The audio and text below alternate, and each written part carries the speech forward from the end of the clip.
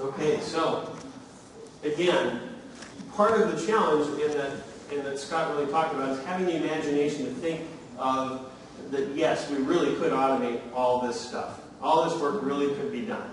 And we really could, even though we usually submit one of these forms and request overtime workers to go in and type all this stuff in periodically, it really could be automated.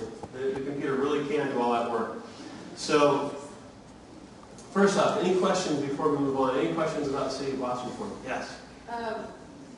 The email link, I'm guessing there's also, they can get it from the work list? Or is there Yes. Okay. Yeah, yes. We usually send an email, and actually the email is configurable. If you don't want the email, you can just go to your work list. But there's always a work list link that you can work it from. We also make custom work lists for some high volume users that have more flexibility than the delivered PeopleSoft work list. And then when you work it from the email, it also clears it off your work list automatically, of course. Yes? Has all typically been asked to create audit type records behind the scenes where you can tell whether the form actually entered the data or a person actually entered the data? I could see that you would want to tell if it actually took the transaction in. Good question. Yes. We automatically log that information for every form. There's an automatic audit trail that shows everyone who's actually touched that form. Now, on the individual transaction records, that depends on whether your target component will store it. So job data, you can actually store who it was that did the entry, and we usually do set that flag when we deal with that. Whether or not the target component stores it, we keep a record of everything that we did.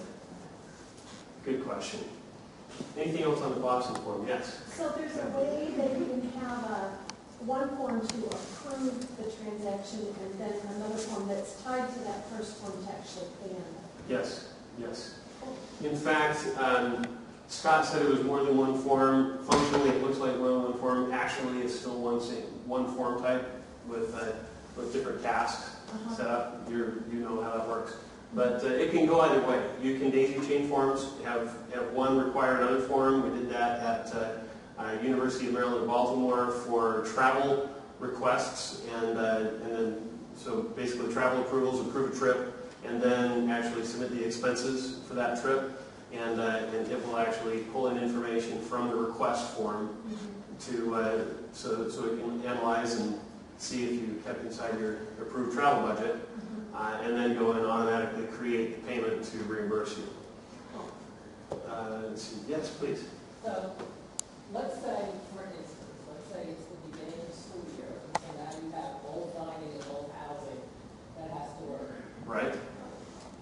And we have one or two pairs, or let's say 500 people. Are they really typing that in, or is there not a way that they can just automatically capture all those individuals who are on their work list and download it into the post? And then just exclude maybe the individuals that they know aren't available for the request to actually request it. Well, see, we've already got someone thinking in that big way. That's great. That's the right way to be thinking. And yes, I think that, of course, we need to look at the individual business case.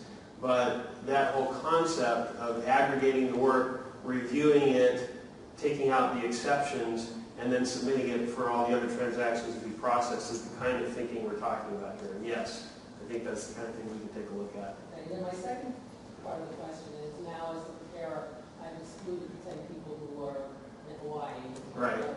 And I've submitted it to you for your pre-approval. Right. But you're not going to approve it. So how do you say yes to those you are and no to those you aren't? Or how do you say, I'm not going to give them 5 hours, I'm only going to give them 2.5? Right. Yeah, that's great. And UBC, we actually implemented a very similar thing, right, with the mass hires in HR, where we can say, all right, I want to hire 15 people and they're all the same.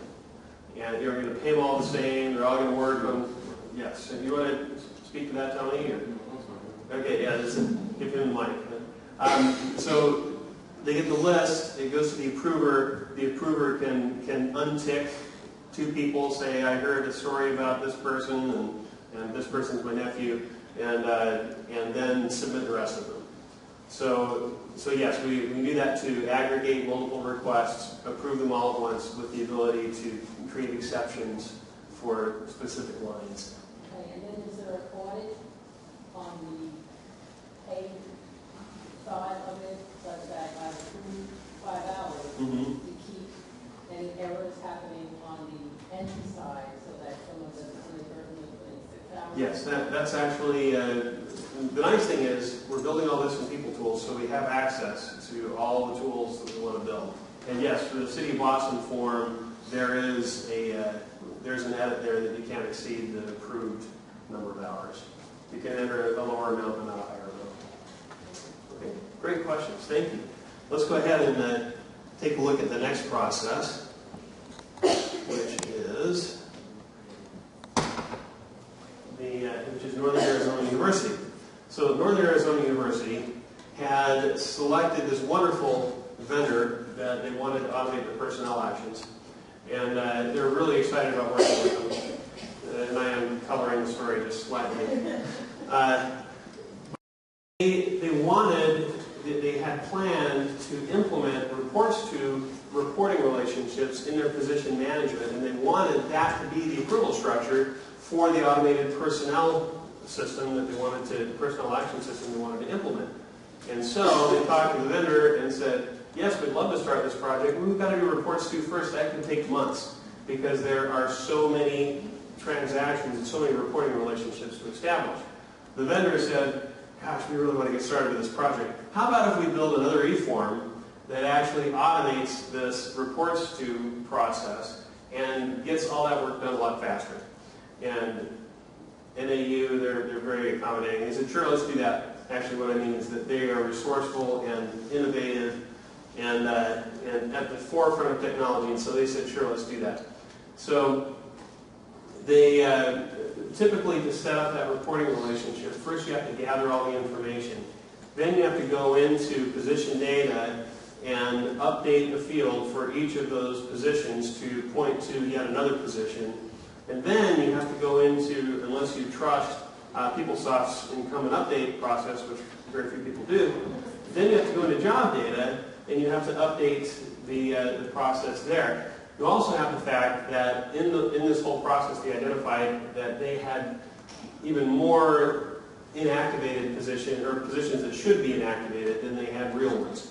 And so the cleanup of all these positions became important as well. And in that cleanup, when you took out a position, it was also important to deactivate its encumbrance record and its department, I just lost it, department, budget table entry. Thank you. Guess where any of you sitting in the room.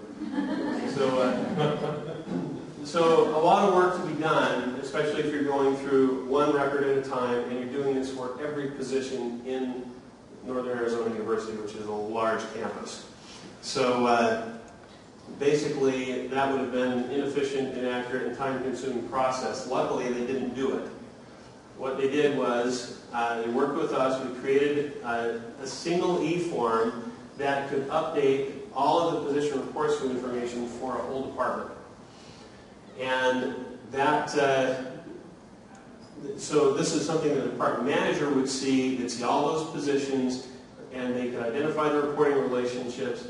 They could get the routing to approve those positions, and then get the automatic updating on the back end to actually save all that data entry and get the work done very, very quickly.